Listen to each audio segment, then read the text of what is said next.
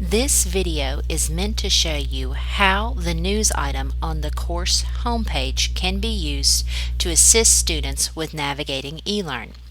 So from the course homepage, choose News, New News Item. You will need to give the new news item a title.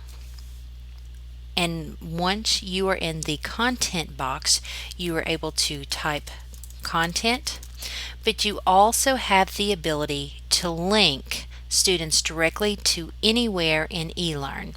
You use the chain link here, and from here you can link students to content. So I could send students to my syllabus. I can also use this tool to guide students to a very specific quiz if I just click on quizzes and choose the quiz.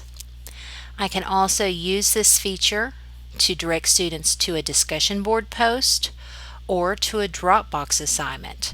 So anything in eLEARN that is available, you can choose from this list and direct students to that area without having to give long and detailed instructions.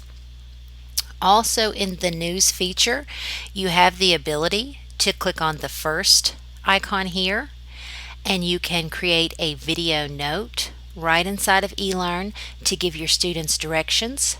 You can upload files here. You can insert links or enter embed codes. Once you have added all of your content to the news item, you can choose to publish it, or if you scroll down, you can choose to publish it on a certain day and at a certain time. When you're ready, just click Publish.